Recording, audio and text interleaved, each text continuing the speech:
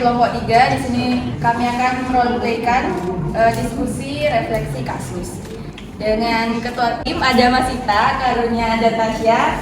Perawat 1 Selvia Wulandari, perawat 2 Vanessa, perawat 3 Farida, perawat 4 Laila. Baik, di sini ada pasien dengan diagnosa medis tifoid pada hari ke-7 masih mengalami demam yang naik turun dengan hasil tanda-tanda vital tekanan darah 110/90, nadi 70 kali per menit, RR-nya 20 kali per menit, dan suhu 38,5 derajat Celcius. Hasil lab uji Widal masih diajukan, pasien mengeluh mual dan muntah serta tampak lemas. Berdasarkan kasus pasien tersebut, kemudian perawat melakukan diskusi refleksi kasus. Perawat mengutarakan keadaan pasien dan meminta persetujuan untuk diadakan DRK kepada ketua tim. Permisi, selamat pagi Bu Tasya. Selamat pagi, masih nggak dulu? Siapa nih Mbak? Ketua tim saya. Jadi gini Bu Tasya, jadi di kita itu di pasien yang KPA 10 itu yang Nasari itu usia 22 tahun, nomor RM-nya 2202 itu masih dirawat selama 1 minggu. Terus itu karena demamnya itu masih naik turun. Nah, pasien itu masih tanpa obat, terus uji Widal itu masih positif. Jadi mungkin itu tifoid ya, karena Widalnya positif. Setelah itu pasien itu tidak terlihat adanya peningkatan selama 1 minggu itu. Sehingga saya itu bermaksud ingin melakukan DRK kasus mengenai kondisi Nasari ini, yaitu tifoid ini. Apakah Bu Tasya setuju nih? Boleh, saya sangat setuju kalau misalkan diadakan DRK karena ini juga biasanya kegiatan setiap bulan kita kan ya? Iya. Ya, sejauh ini apa sudah dilakukan persiapannya? Bagaimana persiapannya? Jadi saya sudah menyiapkan tim untuk menanggung DRK pada kasus ini. Setelah itu sesuai dengan jadwal yang ada, maka DRK itu akan dilakukan 16 November 2023. Untuk jamnya itu kesepakatan dari tim itu jam 2 siang Bu Tasya. Bagaimana nih Bu Tasya? Jam 2 siang, 16 November sebentar ya. Oh bisa. Jadwal saya kosong, tapi bisa dilakukan DRK pada hari itu. Nanti bisa saya jadi posting di moderatornya. Jadi itu dulu ya Bu Tasya, nanti kita bertemu lagi jam 2 siang ya. Saya tunggu dulu. Terima kasih ya Bu Tasya, maaf sudah waktunya. November 2023 di ruang perawat pada pukul 2 siang. Dan DRK ini dihadiri oleh seluruh anggota tim. Baik, sudah hadir semua Bu. Kalau saya buka, Assalamualaikum warahmatullahi wabarakatuh. Selamat pagi, selamat datang di kegiatan DRK, diskusi refleksi kasus yang biasanya kita lakukan di bulan-bulannya. Jadi sesuai dengan kesepakatan yang diajukan dari ketua tim ya. Kita di sini ketua tim sudah menghubungi saya, kemudian menawarkan untuk dilakukannya diskusi refleksi kasus mengenai kondisi pasien yang mengalami demam tifoid seperti itu di Mbak. Jadi hari ini akan dilakukan DRK dengan kontrak waktu 1 jam ke depan. Jadi nanti 15 menit bisa dari ketua tim untuk menyampaikan informasi mengenai pasien tersebut. Kemudian nanti 30 menit dari para perawat pelaksana di sini nanti bisa untuk memberikan feedback seperti itu. Jadi nanti sistemnya 15.30, kemudian nanti di 15 menit terakhir mungkin saya nanti bisa masuk juga untuk memberikan kesimpulan segala macam. Nah, yang perlu diperhatikan itu peraturannya pada 15 menit penyampaian nanti dari ketua tim, tidak boleh ada interupsi sama sekali. Jadi nanti ketika saya persilahkan baru boleh dari setiap perawat pelaksana untuk menyampaikan pendapatnya masing-masing. Jadi kami gitu.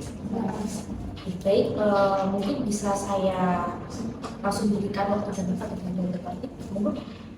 Ya, terima kasih sebelumnya kita saya sedang dilakukan waktu. Assalamualaikum warahmatullahi wabarakatuh.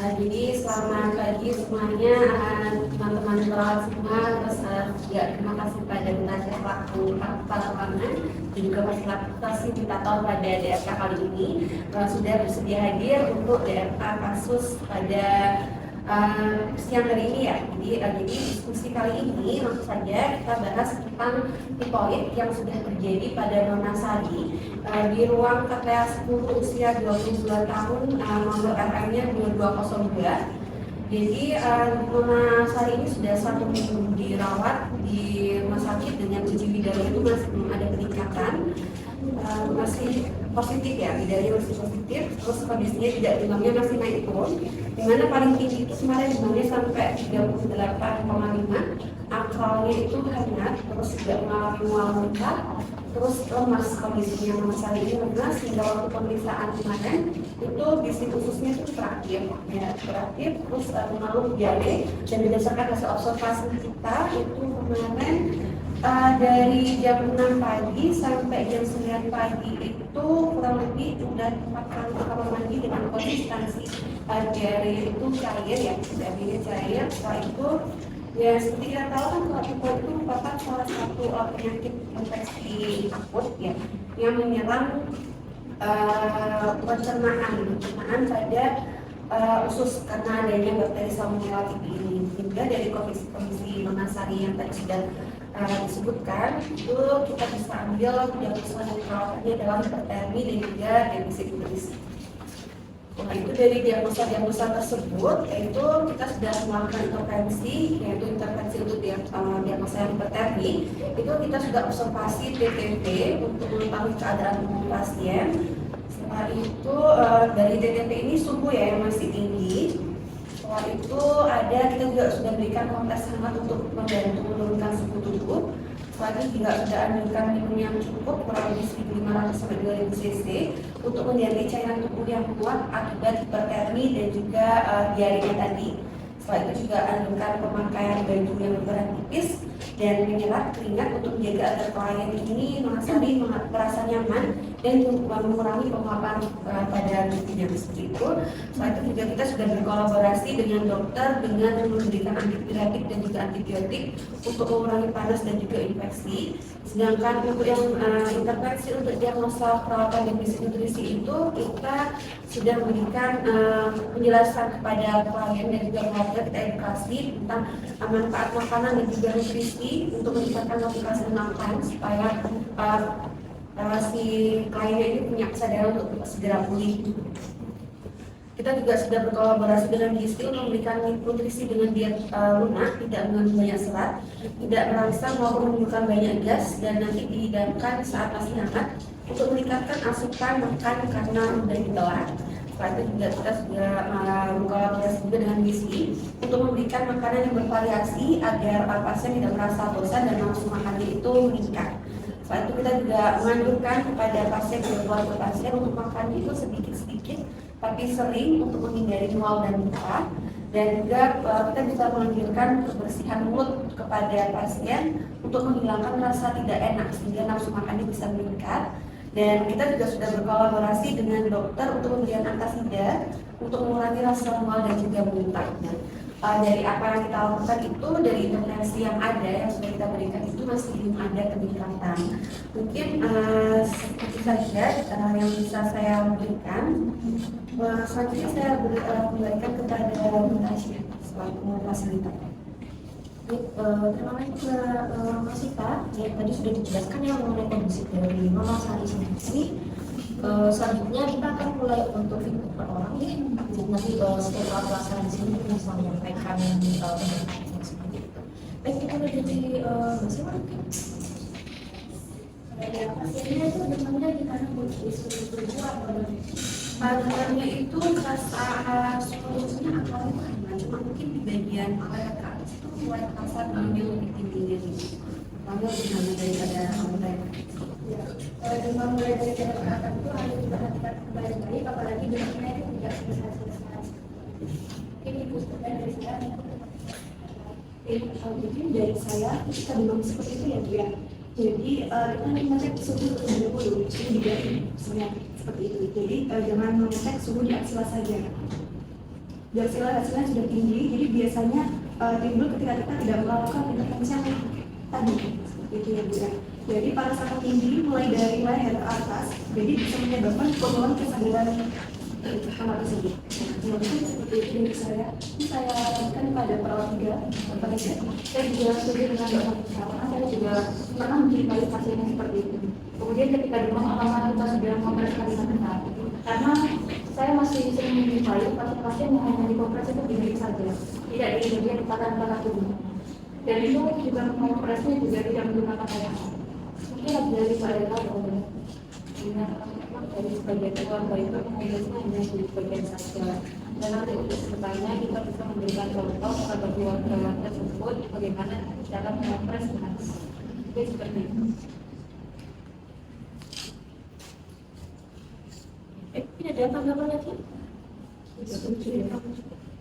Jadi Mbak Mas itu Mungkin nanti untuk masukan-masukan jika kita bisa edukasi para keluarga tersebut mengompres di area-area yang dikatakan supaya mengurangi panas itu juga boleh.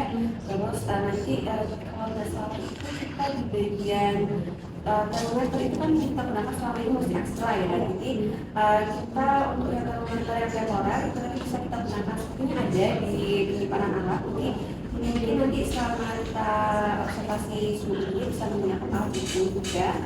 Mungkin itu saja kepada yang saya sampaikan, saya berikan kepada fasilitator. Baik, sebenarnya sudah tidak ada lagi yang menanggapi dan juga ya penyampaian dari ketua sudah selesai. Mungkin paling dari saya, alhamdulillah dulu semuanya. Jadi terima kasih atas kehadirannya, aktifannya juga. Jadi mungkin kesimpulan yang saya tarik di DRK kali ini adalah untuk pasien-pasien kita yang nanti diagnosanya ada hipertensi bisa kita lakukan manajemen hipertensi, di mana kita bisa mengajarkan sebagai perawat, kita bisa mengajarkan kepada keluarga untuk mengompres pada lipatan pasien. Kemudian kita juga harus selalu mengkontrol suhu pasien, jadi kita harus selalu pantau naik turunnya suhu pasien, di mana bisa kita ukur melalui aksir dan juga mungkin seperti yang tadi dikatakan Mbak Nisa bisa kita ukur dari seperti ini sesuai dengan tadi termometer yang sudah dijelaskan juga dari Butawi. Kalau sudah tidak ada yang ingin disampaikan, saya juga sudah memberikan kesimpulan. Sekali lagi saya ucapkan terima kasih sebelum saya tutup. Jangan lupa untuk mengisi ini saksi dan juga ada evaluasi di situ. Jadi mungkin perawat pelaksana bisa untuk memberikan saran mungkin di masa selanjutnya itu bisa kita sistem seperti apa bisa digunakan. Mungkin saya bisa sampaikan memang apabila ada salah kata saya tutup. Wassalamualaikum warahmatullahi wabarakatuh.